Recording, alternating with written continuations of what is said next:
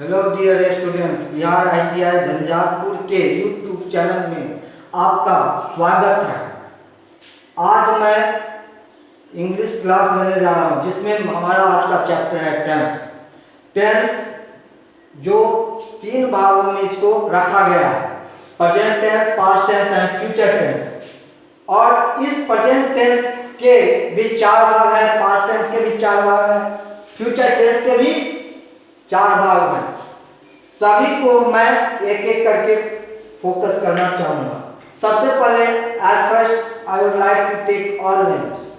Present indefinite, present indefinite का दूसरा नाम सिंपल प्रेजेंट भी होता है। किसी किसी बुक में सिंपल प्रेजेंट और किसी किसी में प्रेजेंट इंडेफिनिट, दोनों ठीक है।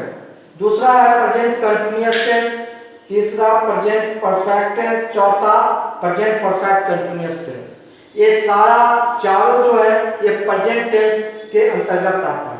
इसके बाद हम लेते हैं पास्ट टेंस। पास्ट टेंस के भी 4 वेद हैं, 4 ब्रांचेज हैं। पास्ट इंडेफिनिट टेंस अथवा सिंपल पास्ट, दोनों चीज हम कर सकते हैं। Past continuous tense, past perfect tense, past perfect continuous tense, ये चारों टेंस पास्ट टेंस के अंतर्गत आते हैं। तीसरा फ्यूचर टेंस। फ्यूचर टेंस क्या है?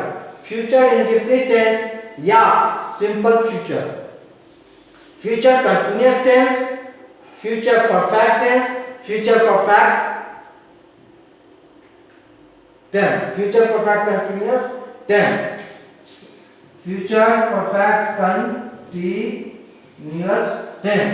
टोटल मिलाकर ये 12 हैं। इनके अपने कुछ रूल रेगुलेशन है, इनके अपने कुछ रिकॉग्नाइजेशन है। At first, I would like to focus on present indefinite tense. How can we recognize present indefinite tense? Now, present indefinite tense, which is recognized by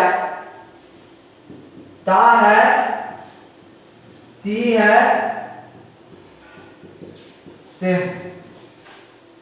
In the last of any sentence which is ended by ta hai, ti hai, te hai, it's called present indefinite tense. Now, what is the rule of this tense? Rule: subject plus V1 and V5 plus object. Object रह भी सकता है और object नहीं भी रह सकता है। इसका कॉन्सेप्ट एक आता है SSPP. This concept belongs to simple present tense. यदि हमारा सब्जेक्ट सिंगुलर है तो वर्ब भी सिंगुलर होगा, सब्जेक्ट प्लूरल है तो वर्ब भी प्लूरल होगा। जनरली प्रेजेंट इंडेफिनिट का यूज कहाँ होता है? Universal truth.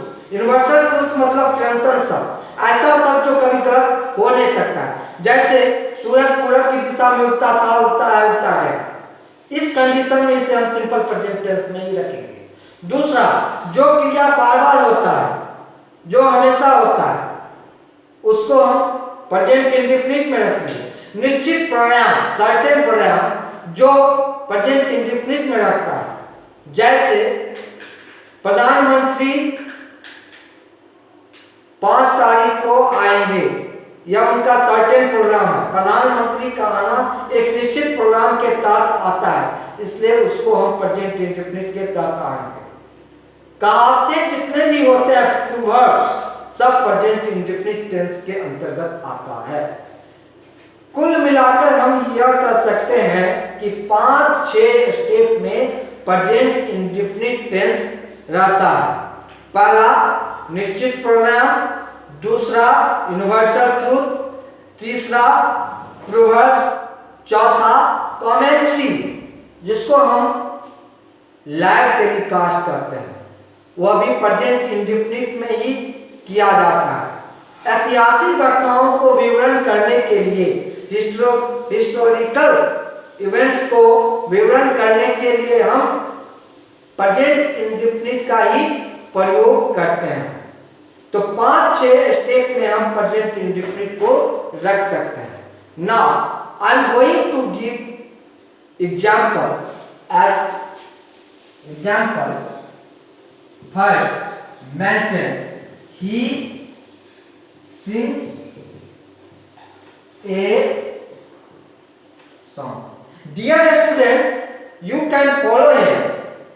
What is subject? He. What is subject? He. He is your subject. What is the concept of SSPP? The concept of SSPP, subject singular then verb singular.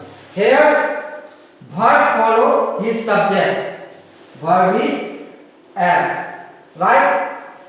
So this concept is right. Suppose that मान लो he sing a song. He sing a song.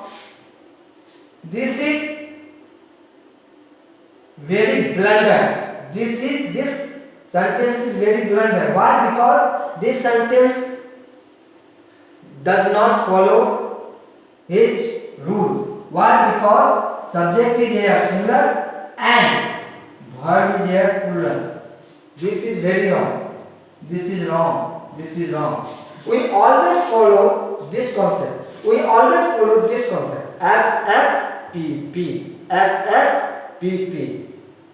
So, my dear student, you always the rule of present indefinite on this concept. Subject singular, then verb is singular. Subject plural, then verb is plural. Thank you so much. Now I am going to focus in next class. Thank you.